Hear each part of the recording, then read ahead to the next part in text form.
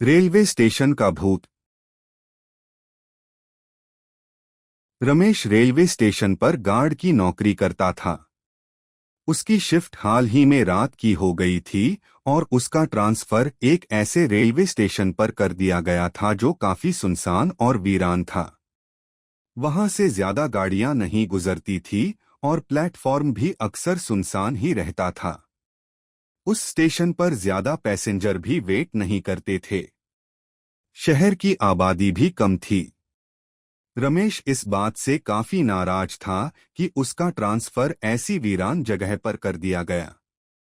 एक रात रमेश खुद से ही बड़बड़ाता हुआ चला जा रहा था। क्या मुसीबत है? अच्छी खासी घर के पास नौकरी चल रही थी, बेकार ही सुनसान जगह पर ट्रांसफर हो गया। 1 महीना देखता हूं, फिर बात कर लूंगा ट्रांसफर की। उसका यहां नौकरी करने का बिल्कुल भी मन नहीं था। हाथ में लालटेन लिए और दूसरे हाथ में डंडा पकड़े हुए वह प्लेटफॉर्म के चक्कर लगा रहा था। बीच बीच में सीटी बजा देता। एक रात की बात है। उस रात गार्ड फोन पर उसके अलावा और कोई नहीं था। रात के 2 बज रहे थे। रमेश ने देखा कि एक आदमी बेंच पर बैठा हुआ था। ठंड का मौसम था और वह आदमी ठंड से कांप रहा था। रमेश उसके सामने जाकर खड़ा हो गया और उससे पूछताछ करने लगा। कौन है भाई? उसने देखा कि आदमी को ठंड लग रही है। वह आदमी कुछ बोल नहीं रहा था। उस आदमी ने कुछ नहीं कहा। अरे कुछ बताओ भी, कौन हो? आदमी बस ठंड से कांप जा रहा था। उसने उसे अपने बैग से एक शॉल निकालकर दे दिया। आदमी जैसे ही रमेश की तरफ बढ़ा, रमेश डर गया। उस आदमी का चेहरा ही गायब था। रमेश वहां से भागकर वेटिंग रूम में आ गया। उसने जो देखा था उसे अपनी आंखों पर यकीन नहीं हुआ। वह फिर से कुछ देर बाद उसी जगह पर चेक करने गया तो उसने देखा कि वहां कोई भी नहीं था। बस उसका शॉल गिरा हुआ है। उसने वह शॉल उठाया और सुबह घर लौट गया। वह इस हादसे को एक बुरे सपने की तरह भूल गया था। इतनी सुनसान जगह और इतनी गहरी रात, बुरा सपना ही होगा। रमेश तो इस वीराने में अपना मानसिक संतुलन खो दे। उसने सोचा कि उसे नींद आ रही थी और उसने नींद में सपना देखा। अगली रात वह फिर से ड्यूटी दे रहा था। प्लेटफॉर्म के चक्कर लगा रहा था। रमेश टहलता हुआ थक गया तो एक बेंच पर बैठ गया। उसने घड़ी देखी तो 2 बज रहे थे। कुछ ही देर बाद उसके पीछे से किसी के चलने की आवाज आई। उसने लालटेन से पीछे मुड़कर देखा तो वहां कोई भी नहीं था। रमेश को लगा कि उसे नींद आ रही है। उसने चारों तरफ देखा और आंखें बंद कर ली। फिर वहीं कुछ देर बैठे बैठे उसकी आंख लगने लगी। तभी एक हाथ उसके कंधे पर आया और उसे जगाने लगा। पहले तो उसने ध्यान नहीं दिया, लेकिन फिर से ऐसा हुआ तो वह चौंक कर उठ गया। उसने चारों तरफ देखा तो वहां कोई भी नहीं था। रमेश को लगा कि उसने फिर से कोई बुरा सपना देखा है। रमेश यह सब सोच ही रहा था कि उसे पायल की आवाज आई। उसने चारों तरफ देखा तो उसे एक लड़की जाती हुई दिखी। रमेश उस लड़की को आवाज देकर रोकने लगा। रुको, अरे सुनो, रुको। वह जैसे ही उस लड़की के पास गया तो वह लड़की गायब हो गई थी। रमेश इस बार घबरा गया था। उसके माथे का पसीना साफ साफ बता रहा था कि वह बुरी तरह से डर गया है। रमेश ने यह बात फिर से किसी को नहीं बताई, लेकिन अब उसे प्लेटफॉर्म पर ड्यूटी करने से डर लग रहा था। अगली रात रमेश एक ही जगह खड़ा रहा। उसने स्टेशन का कोई चक्कर नहीं लगाया।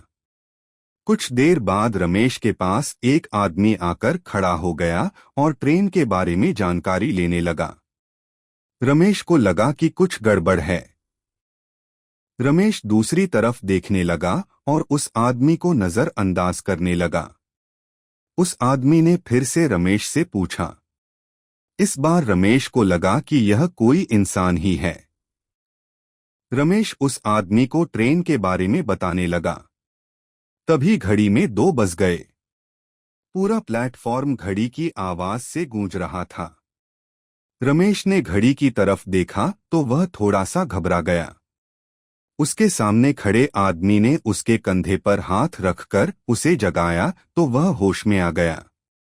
रमेश ने देखा कि सामने खड़ा आदमी उसे धुंधला दिखाई दे रहा है। उसने अपनी आंखें मली। उसे फिर भी वह आदमी धुंधला ही दिखाई दे रहा था। रमेश ने उस आदमी को बुलाने की कोशिश की तो वह भागने लगा। रमेश भी उसके पीछे भागने लगा और वह आदमी अचानक से पटरी की तरफ भागने लगा और गायब हो गया। रमेश अपना बैलेंस नहीं बना पाया और पृथ्वी पर गिर गया। उसने ट्रेन की आवाज सुनी और घबरा गया। उसे सब धुंधला दिखाई दे रहा था। वह डर से चिल्लाने लगा। तभी रेलवे स्टेशन मास्टर प्रसाद भागा हुआ आया और उसने रमेश को पटरी से बाहर निकाला। रमेश कुछ देर तक बेहोश रहा। रेलवे मास्टर प्रसाद ने रमेश के ऊपर पानी छिड़का तो वह उठकर चिल्लाने लगा। प्रसाद ने उसे शांत किया और उसे दिलासा दिया कि वह ठीक है। रमेश को कुछ भी समझ नहीं आ रहा था कि उसके साथ यह कैसे हादसे हो रहे हैं। प्रसाद ने पहले तो उसे डांटा कि वह पटरी के इतने पास क्यों गया। रमेश ने प्रसाद को अपने साथ घट रही सारी अजीब घटनाओं के बारे में विस्तार से बताया। प्रसाद तुरंत ही समझ गया। उसने कहा, इस इलाके में कई छलावे रहते हैं। वो सब रूप और शरीर बदल बदल कर आपसे बात करना चाहते हैं। उसके बाद आपको नुकसान पहुंचाने की भी कोशिश करते हैं। रमेश छलावे का नाम सुनकर बुरी तरह से कांप उठा। वह जल्दी से स्टेशन से भागने लगा। प्रसाद ने उसे समझाया कि ऐसे भागने से कोई फायदा नहीं है। बस इन सब का एक ही इलाज है कि जब भी तुम्हारा ध्यान अपनी तरफ खींचने की कोशिश करें तो तुम्हें इन पर बिल्कुल भी ध्यान नहीं देना है और छलावे से बातें तो बिल्कुल भी नहीं। अपनी आंखें मली। उसे फिर भी वह आदमी धुंधला ही दिखाई दे रहा था। रमेश ने उस आदमी को बुलाने की कोशिश की तो वह भागने लगा। रमेश भी उसके पीछे भागने लगा और वह आदमी अचानक से पटरी की तरफ भागने लगा और गायब हो गया। रमेश अपना बैलेंस नहीं बना पाया और पृथ्वी पर गिर गया। उसने ट्रेन की आवाज सुनी और घबरा गया। उसे सब धुंधला दिखाई दे रहा था। वह डर से चिल्लाने लगा। तभी रेलवे स्टेशन मास्टर प्रसाद भागा हुआ आया और उसने रमेश को पटरी से बाहर निकाला। रमेश कुछ देर तक बेहोश रहा। रेलवे मास्टर प्रसाद ने रमेश के ऊपर पानी छिड़का तो वह उठकर चिल्लाने लगा। प्रसाद ने उसे शांत किया और उसे दिलासा दिया कि वह ठीक है। रमेश को कुछ भी समझ नहीं आ रहा था कि उसके साथ यह कैसे हादसे हो रहे हैं। प्रसाद ने पहले तो उसे डांटा कि वह पटरी के इतने पास क्यों गया। रमेश ने प्रसाद को अपने साथ घट रही सारी अजीब घटनाओं के बारे में विस्तार से बताया। प्रसाद तुरंत ही समझ गया। उसने कहा, इस इलाके में कई छलावे रहते हैं। वो सब रूप और शरीर बदल बदल कर आपसे बात करना चाहते हैं। उसके बाद आपको नुकसान पहुंचाने की भी कोशिश करते हैं। रमेश छलावे का नाम सुनकर बुरी तरह से कांप उठा। वह जल्दी से स्टेशन से भागने लगा। प्रसाद ने उसे समझाया कि ऐसे भागने से कोई फायदा नहीं है। बस इन सब का एक ही इलाज है कि जब भी तुम्हारा ध्यान अपनी तरफ खींचने की कोशिश करें तो तुम्हें इन पर बिल्कुल भी ध्यान नहीं देना है और छलावे से बातें तो बिल्कुल भी नहीं करनी है। रमेश प्रसाद की बात ध्यान से सुनता रहा। फिर थोड़ी देर बाद उठकर प्लेटफॉर्म पर जाने लगा। उसने देखा कि सामने से एक आदमी आ रहा है। वह आदमी और कोई नहीं प्रसाद था। रमेश को समझ नहीं आया कि प्रसाद तो उसके साथ कमरे में था। फिर ये कौन है? तब तक प्रसाद उसके पास आकर उससे बात करने लगा। प्रसाद ने रमेश उसकी घबराहट की वजह पूछी तो रमेश संत खड़ा था। अरे रमेश, क्या हुआ? इतना घबराए हुए क्यों हो? प्रसाद ने उसे बताया कि आज उसे आने में देरी हो गई क्योंकि उसकी पत्नी की तबीयत खराब हो गई थी। यह बात सुनकर रमेश को धक्का लगा। वह भागता हुआ रूम में गया। उसने देखा कि प्रसाद डेस्क पर बैठा हुआ था और अपना काम कर रहा था। उसने कमरे से बाहर जाकर देखा तो वहां कोई भी नहीं था। रमेश घबराकर स्टेशन से भागने लगा। तभी उसका पैर एक लाश से टकरा गया और वह गिर पड़ा। उसने देखा कि सामने प्रसाद की लाश पड़ी थी और ऐसा लग रहा था कि उसे मरे हुए काफी दिन हो चुके थे। रमेश घबराकर उठने लगा और उठकर भागने लगा। लाश की आंखें खुली और वह रमेश के पैरों पर लिपट गई। प्रसाद की लाश जोर जोर से चिल्लाने लगी। उसे कोई बचाने और वह मरना नहीं चाहता था। रमेश को कुछ भी समझ नहीं आ रहा था।